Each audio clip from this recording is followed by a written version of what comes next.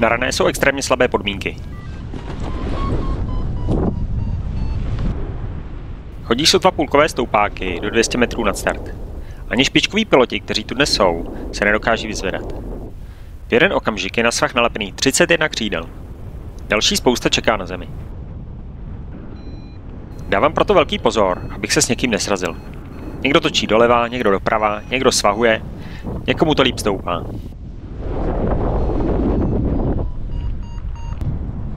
Nevím, proč je to tak slabé. Instabilita měla být, včera byla skvělá. A vysoká sice je, ale je jí celkem málo, sluníčko moc utlumené není.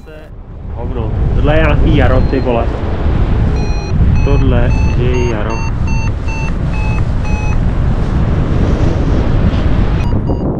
S mými týmovými parťáky se domlouváme na společném přeletu, ale tak dlouho se sledovat nedokážeme. Letíme proto nakonec každý sám, ale něco ulítnout se z celé rané podaří jen mně a Víťovi. Když s Vrbeňákem a 2 dalšími piloty po hodině a půl šudlání konečně vytočíme aspoň 11 metrů nad mořem, tak si řeknu, že snad nic nemůže být horší než tenhle masomlejnek a vydávám se na přelet. Je mi celkem jasné, že budu po 10 kilometrech na zemi, ale jsem s tím smířený. Nicméně kdekoliv mimo ranou, to je lepší. Ty vole, to jsou teda stoupáky, opravdu. Ke kružkám se nějak doplazím, díky čemuž vidím start závodních motorek na okruhu v mostě jako na dlani. Červená světla zasínají a je odstartováno! Jedeme! Pole position se dostává na 2. místo, dokonce na 3. A první prvotočová značka. Tak to je dobrý.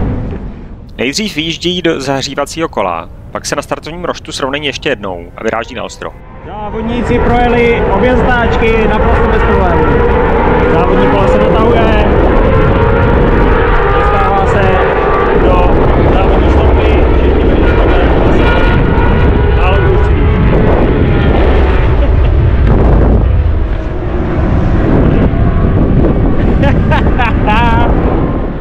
Jsem zrovna opravdu hodně nízko a už si vybírám místo na přistání.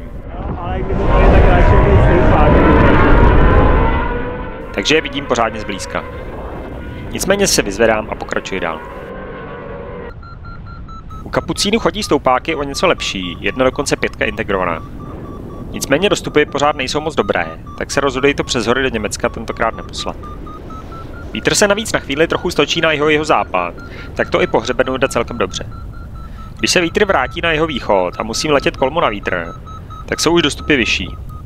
Jenže v Německu je přede mnou drážděnský prostor, který by byl lepší dnes dřív z západu, tak letím dál po hřebeni. 5, ty vole, tak to je. Přes Krupku a Děčín to jde docela dobře. Potkávám na obou místech pár křídel.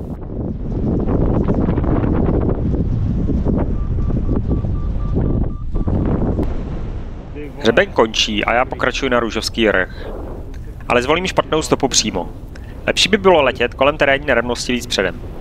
Takhle mě akorát spláchne trojkový klesák až na zem a já těsně před Růžovkou musím přistát.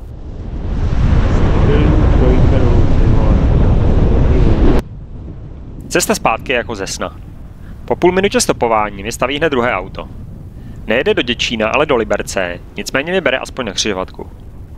Na té je zastávka autobusu, který jezdí co 2 hodiny.